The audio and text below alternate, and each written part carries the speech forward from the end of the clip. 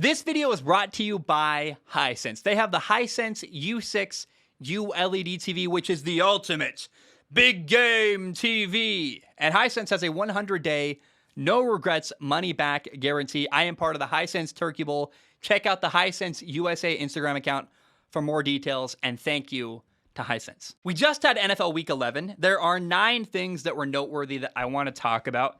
Now, you may notice that Sunday Night Football is not here. LA versus Pittsburgh. I want to talk about that next episode. I want to give it the breakdown it deserves and have it independent from the Noteworthy 9. Now, the Noteworthy 9, number 1, the Colts beat the Bills 41-15. This was a massive, massive win for Indy. They are now 6-5, putting themselves in the mix for the playoffs. Well done for the Colts. At this point, Colts running back Jonathan Taylor is arguably the best running back in the entire NFL. The dude had 5 touchdowns on Sunday. He had 32 carries for 185 yards. He ran for 4 touchdowns. He also caught one. And by the way, it wasn't like a little screen pass. It was actually a really nice, good catch down the left sideline for a touchdown. I think what happened on Sunday was so impressive. The Colts went on the road and dominated the Bills in Buffalo, and the Colts are really building momentum heading into the end of the year, trying to make a playoff push. They're 6-5. Well done for the Colts. Now the Bills. Oh man, Bills quarterback Josh Allen had 2 really bad, really ugly interceptions, and the Bills have fallen now to 6-4. And guess who is atop leading the AFC East right now? That's right. The New England Patriots are back. We thought it was the Bills' division to lose, and it probably was, but right now, the Patriots are back above the Bills, leading the AFC East. The Bills were bad here on Sunday. Home game against the Colts, they fell apart. They fumbled a kickoff return. That gave the Colts 1st and goal on the 2-yard line. Look, Indy was up 38-7 in the 4th quarter of this game. I thought the Jaguars' loss was bad, but that wasn't even close to what happened on Sunday. The Bills have to get their act together. This game was awful. And I think the Bills have a chance to win a Super Bowl or be a contender this year, but right now they look all out of sorts and do not look like a Super Bowl team. Number 2, let's talk about 2 more teams in the AFC South. We talked about the Colts, and now let's talk about the Texans and the Titans. The Houston Texans beat the Titans 22-13 on Sunday. The Titans have had a very, very weird year. Tennessee is 8-3. They've beat a ton of really good teams. They're 7-0. Against teams that made the playoffs last year. But then Tennessee has 2 bad, ugly, embarrassing losses to the Jets and now Houston. And you're like, that makes no sense. It's very, very weird. Now, the Texans, I think part of what's happening here is they're better than I expected for sure. The Texans have been competing their butts off in a lot of games, especially with Tyrod Taylor at quarterback. Tyrod Taylor came back as playing quarterback now for Houston, and I really wonder what Houston's record would be if they'd had Tyrod Taylor healthy all year. Because he is, look, not amazing, but Tyrod Taylor is really, really solid. He gives his teams a lot of really competent, good quarterback play. He had a sweet touchdown run where he jumped over the goal line on Sunday. Tyrod Taylor is honestly underrated. And right now, I look at Cleveland and go, remember when the Browns had Tyrod Taylor? Right now, Tyrod would be an upgrade over Baker Mayfield. And it's a bit funny because Baker once replaced Tyrod Taylor in Cleveland. So you're like, that's just brutal right now to look at what's happening in Cleveland and realize how good Tyrod Taylor is playing in Houston. Now, Titans quarterback Ryan Tannehill basically had the worst game of his life. Ryan Tannehill threw 4 interceptions. 3 of them were in the 4th quarter. It was brutal, man. Tennessee was awful all around. They touched a punt that allowed Houston to recover and get really good field position. I think this is the first time since Derrick Henry got hurt where Tennessee really missed having their bell cow running back, Derrick Henry, to just hand the ball off and rely on. And next week, Tennessee will play at New England, which is that feels like a really, really bad game for Tennessee. Anything can happen. It's the NFL. I feel like it's been a year defined by chaos, but I'm very, very curious to see how Tennessee will respond next week in New England. Number 3, let's take a moment to celebrate Ravens quarterback Tyler Huntley. Baltimore beat Chicago 16-13. It was a wild game. Bears rookie quarterback Justin Fields left the game on the first drive of the third quarter with a rib injury. Andy Dalton, the backup, came in. He threw 2 touchdowns. His second touchdown came on a 4th and 11 with 1:41 left. He threw a long ball, 49 yards for a touchdown to Marquise Goodwin. So that gave the Ravens the ball, down 13-9 with 1:41 left, and a backup quarterback, Tyler Huntley, making his first ever NFL start. He's an undrafted quarterback in his second year out of Utah, and he led the game-winning touchdown drive in a 2-minute drill situation. He converted a big 3rd and 12. It was so awesome. Tyler Huntley gave a really great post-game interview. Just watching what happened, I was so happy. Watching Tyler Huntley have the game-winning drive for a touchdown in his first ever NFL start. It's just a beautiful, beautiful football moment. I had so much fun watching Tyler Huntley get the dub for the Ravens on Sunday. Number 4, the Vikings beat the Packers 34-31. Packers quarterback Aaron Rodgers had a good game, threw 4 touchdown passes, but the story to me is Vikings quarterback Kirk Cousins. Minnesota is 5-5 right now, and this was a massive win for Minnesota. I've been all over the place on Kirk Cousins this year. Against Green Bay, he was 24 for 35 with 341 yards passing and 3 touchdowns. And this was the moment where I realized I think I'm too hard on Vikings quarterback Kirk Cousins. He's not perfect. For example, he got lucky at the end where he threw a pick that the Packers didn't hold on to. Like, they didn't complete the catch. Probably should have been an interception, got dropped. It's little plays like that that make me really skeptical of Kirk Cousins. But when you take a step back and realize what's been going on in Minnesota, first, there's a couple things I want to say. First of all, when Kirk Cousins came to Minnesota, there were Super Bowl hopes. I mean, he signed a massive contract with a ton of money guaranteed, and a Super Bowl has not happened. A deep playoff run, frankly, hasn't happened for Minnesota. But when you step back and realize what Kirk has done, especially this year, Kirk Cousins has 18 touchdown passes and only 2 interceptions this year. I knew that Kirk has had some really good games. I did not realize, oh my gosh, he's doing even better than I thought. And then look at all 5 of the Vikings' losses this year. They lost to Dallas by 4. They lost to the Cardinals by 1 point. They lost to the Bengals by a field goal in overtime. They lost to Baltimore with a field goal in overtime. The Vikings' biggest loss of the year was losing 14-7 to Cleveland. I mean, the Vikings have lost every game by 1 score or less all year this year. And Kirk, I mean, they're 5-5. I can't imagine where they would be without Kirk Cousins as well as he's playing. And this weekend I realized I need to give Kirk Cousins some respect. He's not the best quarterback in the NFL. I need to make peace with that and be like, well, look, he's never going to be Patrick Mahomes or Aaron Rodgers, and that's okay. But he shouldn't lose his job. Kirk Cousins is playing very well, keeping the Vikings in games.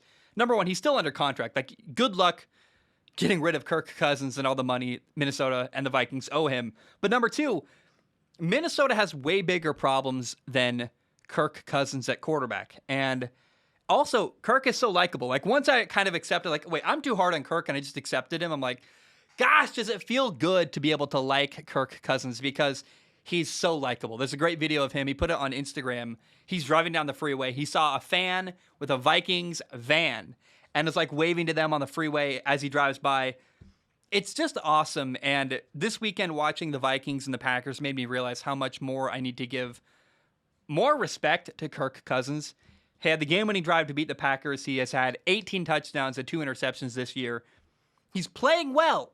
And let's give Kirk Cousins the respect he deserves. Number 5, let's talk about the Browns and their quarterback, Baker Mayfield. The Browns actually won. They beat the Lions 13-10. You would not know based on watching the game or reading Twitter or anything. I mean, it didn't feel like the Browns won the game. It was a really, really ugly game. Browns quarterback Baker Mayfield was 15 for 29 with 176 yards, 1 touchdown, and 2 interceptions. Then the Lions, by the way, started a backup quarterback, Tim Boyle. Tim Boyle also threw 2 picks. No offense, I have no idea how Tim Boyle made it to the NFL. His college career numbers are horrible. He went to 2 colleges. He went to UConn, and then he transferred to FCS level school, Eastern Kentucky. Listen to this. These are Tim Boyle's career college numbers. He had 12 touchdowns and 28 interceptions. That is unbelievable. And then you think about, well, in all the significant football he's played recently between the NFL and college, he's had 12 touchdown passes and 28 interceptions, more than double the interceptions to touchdown ratio. It's unbelievable. Like, how, again, no offense, but how in the world did Tim Boyle make it to the NFL? I will never understand. Like, there are guys who are much better than him who are at home watching football on the couch, and I'm like, I don't get what's going on at all. Like, that's the dude taking reps on a Sunday? What? How in the world is that possible? Now, again, Browns-Lions was an awful, awful football game. Cleveland really only won because Jarvis Landry had a touchdown run from a wildcat formation, and Nick Chubb, the Browns running back, had 22 carries for 130 yards. Like, he was really carrying the team. His longest run was only for 15 yards, so he was just bruising and running really, really hard. Now, I got 2 write-ins from Patreon. You can go to Patreon, patreon.com/Zach Schomler if you want to write into the show. Brody wrote in, he said, "Hey, Zach, been a while since I've asked anything. Baker did not look good today at all. Is there a quarterback in this draft that is worth it for the Browns to give up Baker and some first-round picks to go up and get?" And then Brass Monkey wrote in and said, "I propose a trade. Derek Carr to the Browns." So, first of all, thank you, Brody. Thank you, Brass Monkey. I've gotten so many messages about Baker, whether it be on YouTube or Instagram or Twitter, like wherever. And they all kind of revolve around this idea, should the Browns keep Baker Mayfield, or how good is Baker? Look, Baker is hurt. He is not 100%. I want to acknowledge that. Like, he's really banged up, had a lot of injuries. But here's the thing. Indecision means no. This is the 4th year of Baker Mayfield's career. He's in year 4 in Cleveland. He has good coaching. Kevin Stefanski's a great coach. He's got a good general manager, Andrew Berry. He's got a ton of weapons around him. If after everything that's gone down in Cleveland, good coach, good GM, a ton of great receivers and weapons, a good offensive line they've built around him, like, Baker's had more advantages than most other quarterbacks in the NFL. If after all of that, you're still not sure he's the right guy, then that's your answer. That says enough right there. Baker ain't the guy in Cleveland. Baker's been bad, and he might have been bad because he's hurt. If he's playing bad because he's hurt, then he needs to sit down and rest and get healthy, because he's either hurt or a bad quarterback. Maybe both. Like, both are possible. But whether it be injury or not, Baker is ruining his career with bad play. He's playing horribly. And again, if he's playing bad because he's hurt, then he should sit down and stop playing for a while, because, again, if that's the reason why he's playing badly, then playing hurt could be ruining Baker Mayfield's career. At this point, there's no quarterback that Cleveland can take in the first round that would help them win right now. But that's not because Baker's so good you can't replace him. It's more because there's not a lot of great quarterback options in next year's NFL draft. Like, maybe they grab somebody in the second round. I can see that happening. A guy that you're not expecting to play immediately, but you could develop into a starter eventually. But what Cleveland needs is a capable quarterback. Like, no lie, Tyrod Taylor would be an upgrade over Baker Mayfield right now. And I love the idea of maybe a Matt Ryan trade, getting him out of Atlanta, putting him in Cleveland, giving him a good team around him. I'm not sure if that's financially realistic, but what needs to happen is Cleveland needs to make a trade for another veteran quarterback, or a guy with NFL experience, maybe Gardner Minshew, maybe Matt Ryan. Like, Derek Carr ain't going to happen, but that would be incredible. I just think Baker right now is easily the worst quarterback in the AFC North, which is unfortunate because they spent a first-round pick on him. I thought he was making progress. He's regressed and playing badly right now. And Baker, let's be clear, is holding the Browns back with bad decision-making, with inaccurate throws. It's unacceptable what's happening. And again, if you're a Browns fan and you're like, wow, is Baker our guy? We're not sure. That's the answer. You shouldn't be in year 4 with Baker Mayfield, especially with not the way they've supported him, and still be like, I'm not sure. If you're not sure, that's a massive, massive problem right now in Cleveland. Number 6, the Cardinals beat Seattle 23-13. Seattle is now 3-7, and they just lost to a backup quarterback, Colt McCoy. It's so bad right now in Seattle. I remember when I predicted Seattle to go 6-11 in September or August, whenever I did my season preview and predictions. And Seattle fans got so mad at me. Oh my gosh. I was like, look, there's just not a lot of talent in Seattle beyond their quarterback, Russell Wilson. And they even had Russell Wilson in this game, and they still lost to a backup quarterback in Arizona. Pete Carroll might lose his job in Seattle. And I mean, he left a press conference early on Sunday after losing. It was really awkward. He left early. He did end up coming back. He changed his clothes and looked like he took some time to calm down.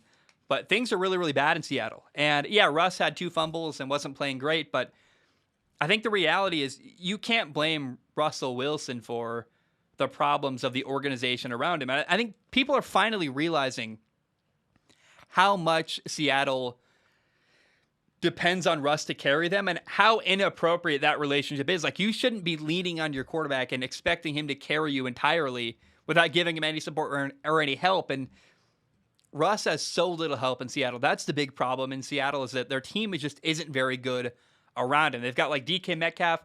Jamal Adams is a safety who's like good at tackling but not very good at coverage. And they're just, after that, like, what else is there in Seattle? There's not a lot of talent there. They got a bunch of aging players, and it's not great. So this is a wake-up call for Seattle Seahawks fans to finally realize, like, we have to, for the love of God, we have to build a good team around Russell Wilson. We can't just lean heavily on him. And it's, again, the word is inappropriate. It's inappropriate the way the Seattle Seahawks organization so heavily leans on and relies on Russell Wilson to save them and save their bad roster. Number 7, Kansas City beat Dallas 19-9. Look, this game was nothing like I expected. I was expecting a shootout, a fun matchup, 2 awesome quarterbacks, Patrick Mahomes, Dak Prescott, and the quarterback matchup was super underwhelming. Patrick Mahomes had 2 turnovers. Dak Prescott had 3. This game really became a defensive battle, which I did not see coming at all.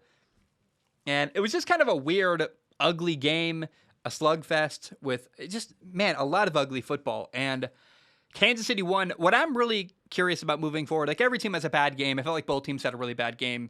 I want to see how Dallas will respond. They play on Thanksgiving at home against the Raiders, and I think that's a fantastic way for the Cowboys to bounce back and realign and get back on track for the rest of their year as they make a push towards the playoffs. Now, game number 8, Carolina against Washington. There's a lot of really fun connections in this game. You have Ron Rivera, the coach of Washington, playing against his former team, Carolina. You have Cam Newton, the quarterback of the Panthers, playing against his former head coach, Ron Rivera. You also have Washington quarterback Taylor Heinicke, who used to be Cam's backup in Carolina. It's like a house call for a bunch of people just playing against each other who all used to work together. Washington won 27-21, and this was probably my favorite game to watch during NFL Week 11.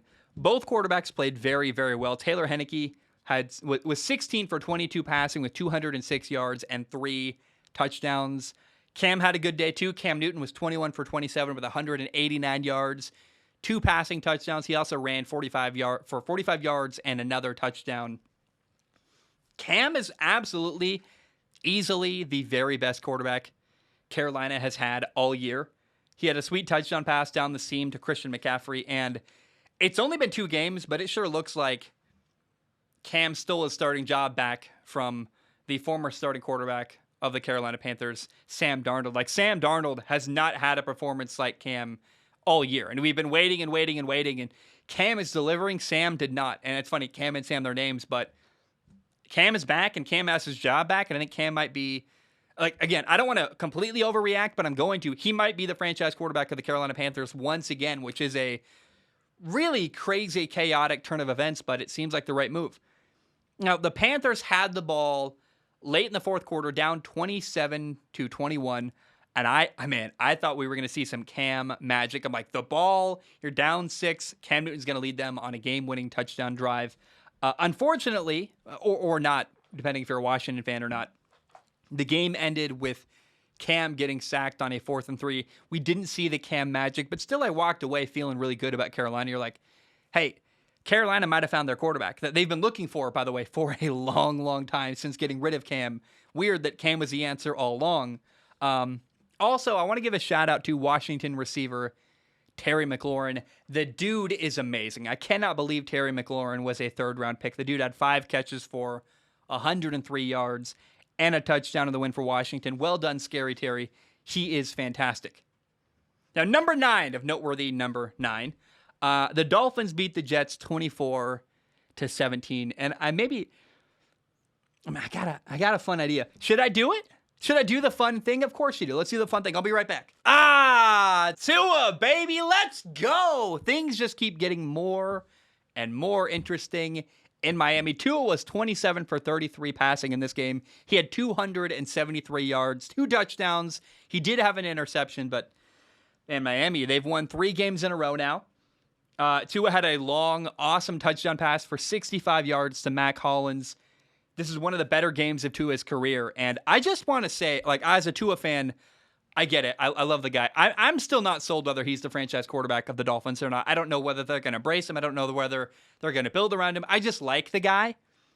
But I'm really curious to see how the rest of the year plays out for Tua, because it seems like Tua is progressing and getting better and better every week and building off of small success after small success after small success. And I thought he was better this week than he was 2 weeks ago against the Ravens, and it's just cool to see, man. Now, the Dolphins have 2 young rookies. They have Javon Holland, who is an awesome safety. They've got Jalen Waddle, who's playing great. Like, I just think there's something exciting going on in Miami. They've won 3 games in a row, and I really want to see how the rest of the year goes for Miami.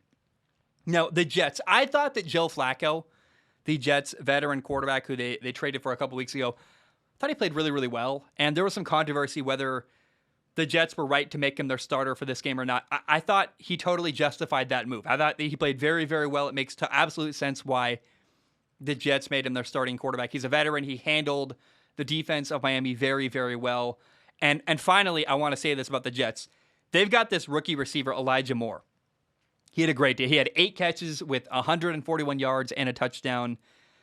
This dude is a stud. And if Zach Wilson hits, who is the quarterback they drafted, number 2 overall, they also drafted a lineman, Elijah Vera Tucker, and then Elijah Moore in the second round. Like, the Jets draft class is fantastic if Zach Wilson does land. And Elijah Moore, a second-round pick, has been a home run right now. He's one of the best rookie receivers. I mean, he's up there. He's competing with guys who are incredible. But I really think that Elijah Moore is playing very, very well, and it's an underreported story how well Elijah Moore is playing right now for the New York Jets. So, guys, those are my thoughts on NFL Week 11. I want to take the jersey off. Give me 1 second. But those are my thoughts again on NFL Week 11.